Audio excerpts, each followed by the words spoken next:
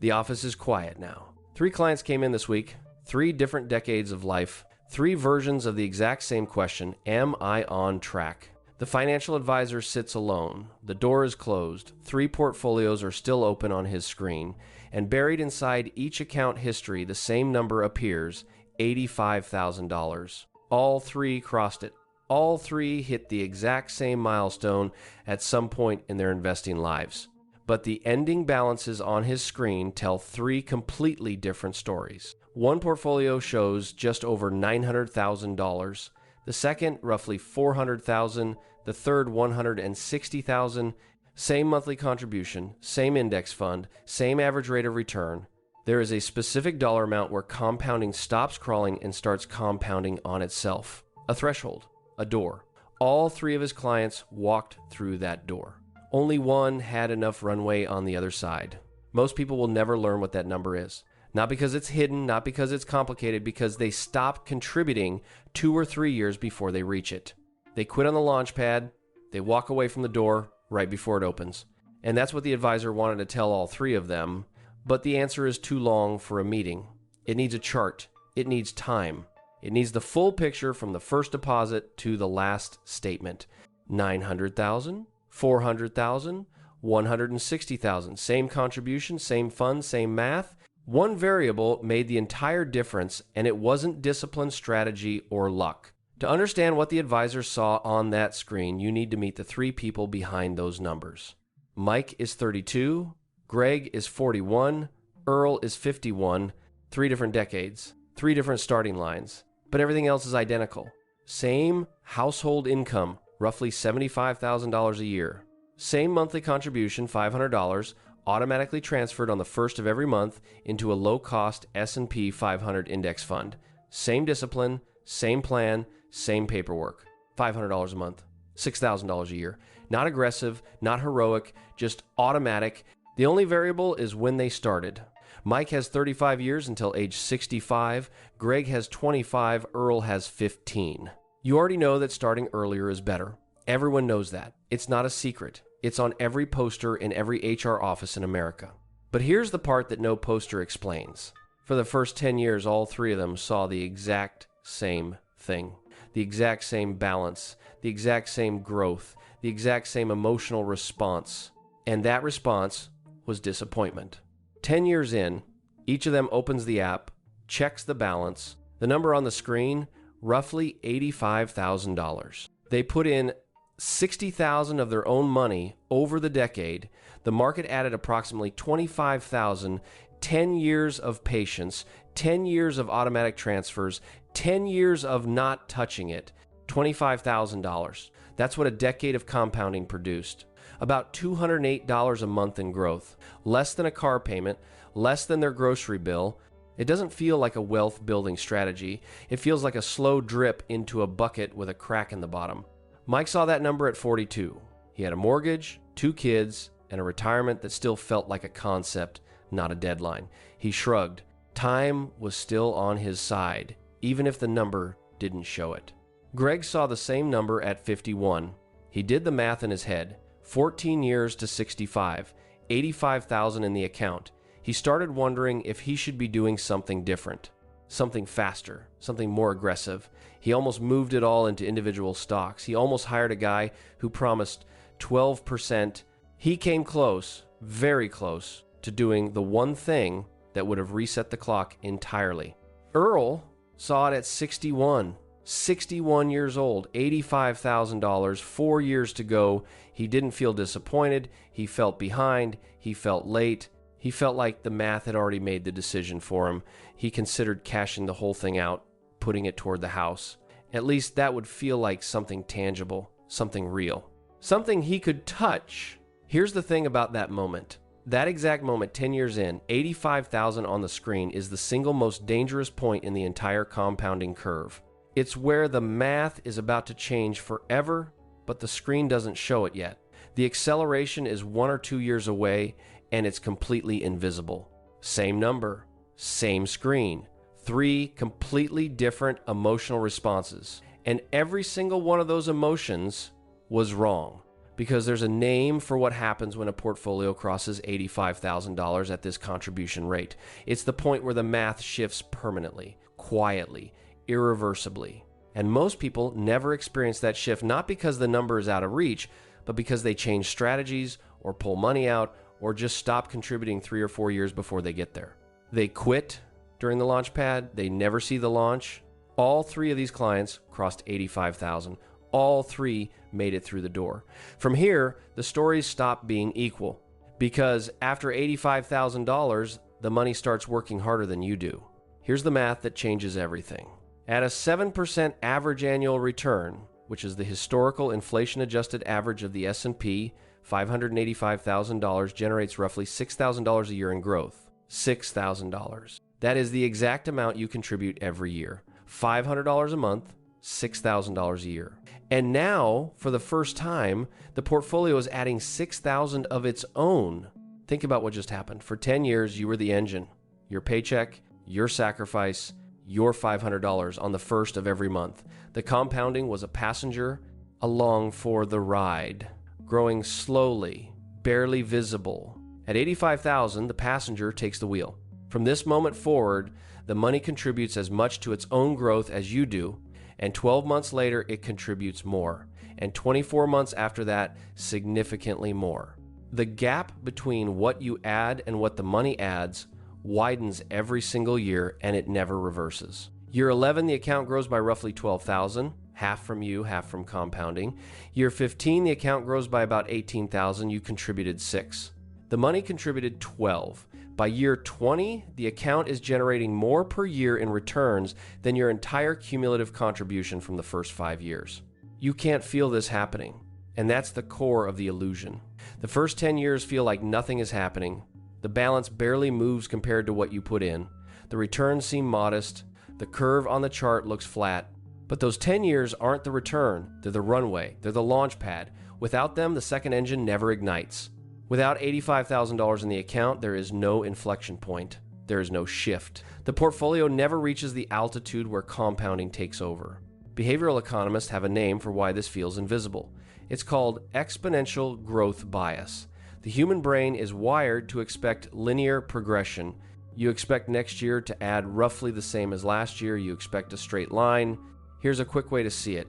If someone asked you to guess what a single penny would become if it doubled every day for 30 days, most people guess somewhere around $100, maybe $1,000. The actual answer is over $5 million. Not because the math is tricky, because the brain cannot simulate a curve, it simulates a line. And lines don't explode. That's exactly what's happening inside these portfolios. The first 10 years feel linear, steady, predictable, and then the curve starts bending. But you can't feel it bending because you're standing on the curve, you're inside the system. You see the monthly statement and it looks like a slightly better version of last month, not a fundamentally different trajectory. But compounding doesn't draw straight lines. It draws curves, gentle at first, almost flat, then bending, then steepening. And by the time you can see the bend with your own eyes, years of invisible acceleration have already passed. You don't feel the curve bending in real time. You only see it when you look back. And by then, the story is already written. Mike crossed $85,000 at 42. He had 23 years of runway after the inflection point. Greg crossed it at 51. 15 years of runway. Earl crossed it at 61. 4 years. Same number, same milestone, same door. 3 completely different runways on the other side. Let's fast forward the clock. Let's start with Mike. Mike started contributing at 32. He crossed $85,000 around 42. And then something happened that he didn't notice for years. The annual growth of his portfolio started outpacing his contributions. At 45, his account was generating about $9,000 a year in returns. By 50, roughly $20,000. By 55, close to $35,000 a year just from compounding. He wasn't contributing $35,000. He was still putting in $6,000 a year. But the account didn't care about his contributions anymore. The account had its own momentum, its own income, its own engine. At 60, Mike's portfolio was adding north of $50,000 a year in growth. He was contributing $6,000. The money was doing more than 8 times what he could do with his paycheck.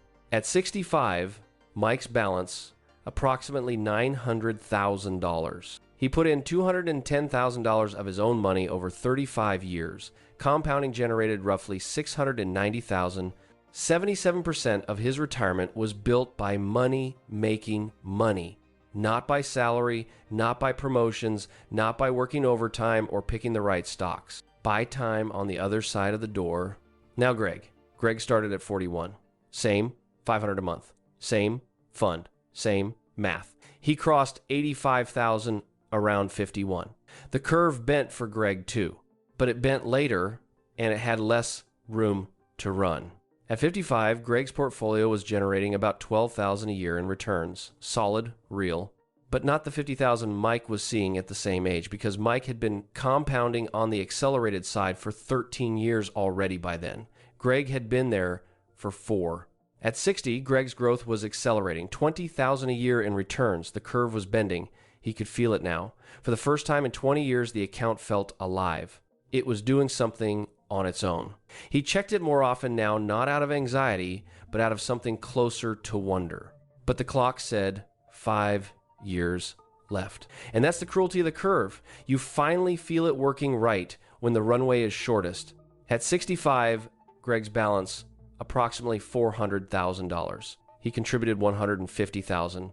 Compounding added roughly $250,000, 63% from the engine. Now hold those two numbers side by side. Mike and Greg are separated by 10 years. 10 years of extra contributions at $500 a month equals $60,000. That's the extra money Mike physically deposited. But the difference between their final balances is roughly $500,000. 10 years didn't add $60,000, they added $440,000. Because every single one of those extra years happened on the accelerated side of the curve, where the money was already multiplying faster than any paycheck could match. And then there's Earl. Earl started at 51. He crossed 85,000 at 61. He had 4 years of runway left, 4 years for the second engine to run. His curve bent, barely. The acceleration was real but brief. By 63, the returns were starting to add up, maybe $8,000 a year in growth. The second engine had started, it was running. But it was running on a short runway in the dark, and the end was already in sight. The account was just beginning to generate meaningful returns on its own when the clock ran out. At 65, Earl's balance, approximately $160,000. He contributed $90,000. Compounding added about $70,000, 44% from the engine. The inflection point, the moment where the portfolio's own growth permanently overtakes what you can contribute.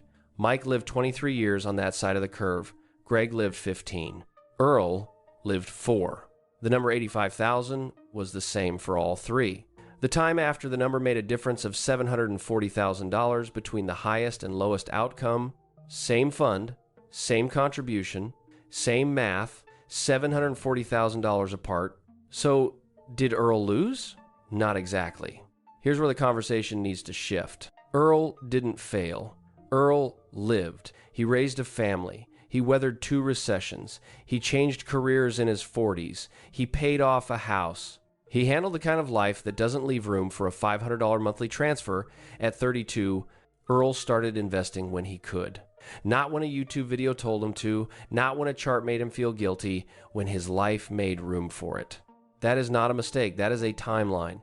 And the sooner we stop treating late starts as failures, the sooner we can talk about what actually works for the people who have 15 years instead of 35. And here's what most of these videos never say. Earl's math is not broken. It's different. It plays by different rules and it responds to different levers. If Earl increases his monthly contribution to $1,200, which is realistic with the catch-up contribution limits available in a 401k after age 50, his 15-year projection changes dramatically. $1,200 a month, 15 years. Same index fund, Earl's projected balance jumps to roughly $380,000. That's more than double the $160,000 from the base scenario. Add an employer match of even 3%, that pushes the number higher. Downsize the house and redirect some equity into the portfolio. The math shifts again. Delay retirement to 67. 2 more years of runway on the accelerated side of the curve and 2 fewer years of drawing down. None of these moves require luck. None of them require a hot stock tip or a side hustle or a second career. They require information. They require knowing which levers exist and pulling them before the runway ends. Earl's inflection point doesn't come from compounding alone. It can't. He doesn't have enough runway for that. Earl's inflection comes from contribution acceleration, pushing more through the door every month, combined with every structural advantage available to late starters. $380,000 combined with Social Security income and reduced expenses from a paid-off mortgage builds a functional retirement, not Mike's retirement, Earl's retirement. Designed for Earl's timeline, Earl isn't behind. Earl is playing a different game with different rules, and recognizing which game you're in is the first step to winning it. But before you decide whether you're Mike, Greg, or Earl, there's something none of the three saw coming. Let's put all three side by side one last time. Mike, 35 years, $900,000, 77% generated by compounding. Greg, 25 years, $400,000, 63% from compounding. Earl, 15 years, $160,000, 44% from compounding, same contribution, same fund, same return. The only difference was time, and specifically time after the inflection point, time after 85,000. And that is the answer to the title of this video. Compounding feels slow until you reach this number, but the number is not $85,000. That's just the door. The real number is how many years you have after you walk through it. 23 years passed, the door gave Mike 77%. 15 years gave Greg 63%. 4 years gave Earl 44%. The door is the same for everyone. The runway behind it is not.